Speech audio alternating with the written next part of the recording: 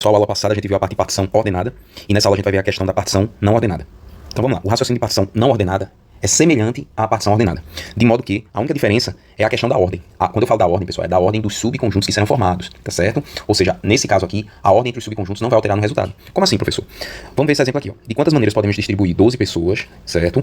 Em 3 times. Então eu vou ter 3 subgrupos, que são os 3 times, ok? E a gente sabe que o preenchimento desses times vai ser de maneira residual. Por exemplo, se eu tenho um total de 12 pessoas, então eu vou formar o primeiro grupo, ou o primeiro time, né? Eu vou tirar as 4 pessoas, no caso que é grupos de 4 pessoas aqui, ó, tá certo? Então eu vou tirar as 4 pessoas das 12 e fazer uma combinação. Quando eu tiro essas 4, vai sobrar 8, concordam?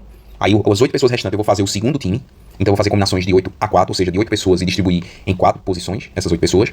E o último time, que vai ser o terceiro time, ele só vai ter 4 pessoas, ou seja, das 8 eu tirei 4, sobrou mais 4, né? Então vai ser grupo, vai ser o resto, né? Vamos dizer assim, né? Vai ser o que sobrou das 8 pessoas. Certo, mas como é que a gente vai calcular isso, professor? Da mesma forma, inicialmente, como para as partições ordenadas. A gente vai fazer combinações, multiplicação de combinações, como a gente já vinha fazendo, não é isso? Só o diferencial é só no final. Como aqui a partição é não ordenada, ou seja, a ordem aí que eu botar os subconjuntos não vai alterar no resultado, eu vou ter que dividir esse resultado que a gente encontrar pelo número de subconjuntos fatoriais. Por exemplo, nesse caso aqui eu tenho 3 times, então eu tenho 3 subconjuntos que eu vou formar. Então se eu tenho 3 subconjuntos, eu vou ter que dividir por 3 fatorial no final, tá certo? É só esse o detalhe. Então vamos calcular esse exemplo usando o que a gente já vinha aprendendo, né? Então primeiro vamos calcular como se fosse uma partição ordenada. Então é aquilo que eu disse, ó. Eu vou fazer uma combinação de 12, por que 12, professor? Porque é o total de pessoas que eu tenho inicialmente, e vou dividir elas em 4, ou seja, 12 pessoas. Dessas 12 eu vou pegar, formar subconjuntos, um subconjunto de 4 pessoas, com essas 12. Então eu vou ter uma combinação 12 a 4. Essa simbologia e essa é a mesma coisa, tá certo, pessoal? Tanto faz você usar essa como essa. E se não quiser usar essa simbologia na prova, você já pode montar aqui direto, ó. Tá certo? Isso aqui é só questão didática, tá bom, pessoal? A gente sabe que concurso público a dinâmica é diferente, né? O professor não vai cobrar essas besteiras, quer dizer, o professor, a banca, no caso, ela não vai cobrar essas besteiras se você fez o cálculo, se usou, né? Não, ele só quer o resultado, tá bom? Então vamos lá, eu vou explicar da maneira didática e na hora da prova vocês fazem do jeito que vocês quiserem. Então, eu vou primeiro fazer uma combinação 12 a 4, depois eu vou multiplicar por uma combinação de 8 a 4, né? Por que de 8? Porque a gente tirou 4 daqui dos 12, né? Pra fazer o primeiro time, só sobrou 8, por isso que eu digo que é residual, tá certo?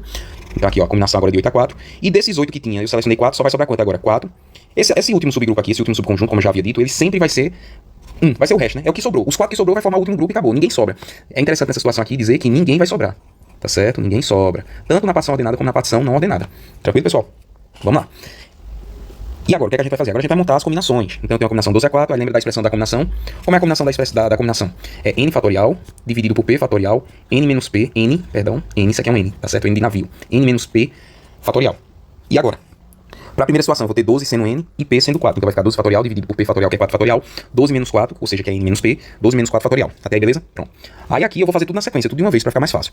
Agora eu vou fazer a combinação 8 a 4, então eu faço o n é 8, 8 fatorial, o p é 4, então 4 fatorial multiplicado por n menos p, ou seja, 8 menos 4 fatorial.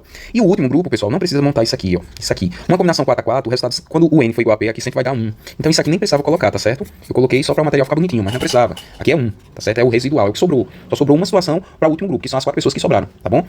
Basicamente a gente só vai fazer 2 cálculos, que é essa combinação 12 a 4 e a combinação 8 a 4.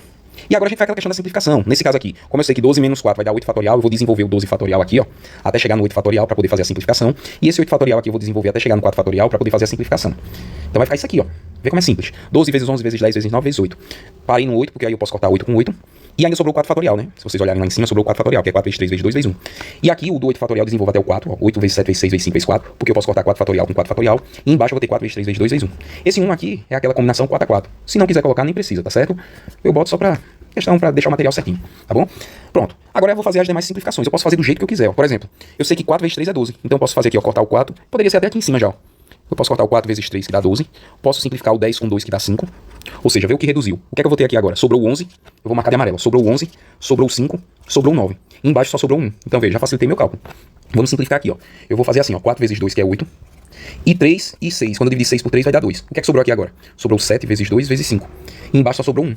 Aí agora eu vou fazer a multiplicação. 11 vezes 5 vezes 9 dividido por 1 dá isso aqui, 495. 7 vezes 2 vezes 5 dá 70. E agora eu multiplico 495 por 70, que vai dar 34.650. Ou seja, isso aí seria se nós tivéssemos partições ordenadas, ou seja, que a ordem importasse. Ou seja, quando eu mudasse a ordem dos subconjuntos, eu teria situações diferentes. Mas como aí eu estou criando times de forma genérica, né? Eu disse assim, times. Agora se, por exemplo, os times tivessem nome, por exemplo, time Alfa, time Bravo, time né, Delta. Se tivesse nomes os times, aí a ordem já seria uma partição ordenada, aí seria esse resultado aí, seria 34.650 formas diferentes, partições, né, para formar aí esses times. Mas como eu tô falando de uma partição não ordenada, ou seja, times genéricos, como se fossem grupos de pessoas normais, onde a ordem aí dos subconjuntos ou dos times não vai alterar no resultado, então eu tenho que pegar esse valor e dividir por 3 fatorial. Por quê? Lembra que eu disse? Esse 3 fatorial aqui, pessoal, da divisão, é por causa que eu tenho 3 times, que é as 3 situações de times que eu posso formar. Então, se são 3 times, ou seja, 3 subconjuntos, é 3 fatorial. E todo mundo sabe que 3 fatorial é 3 vezes 2 vezes 1. Ou seja, eu vou pegar esse valor e dividir por 3 vezes 2 vezes 1, que dá 6. Quando eu fizer essa divisão, vai dar 11.550 possibilidades diferentes de fazer esses times aí, de separar esses times, tá certo?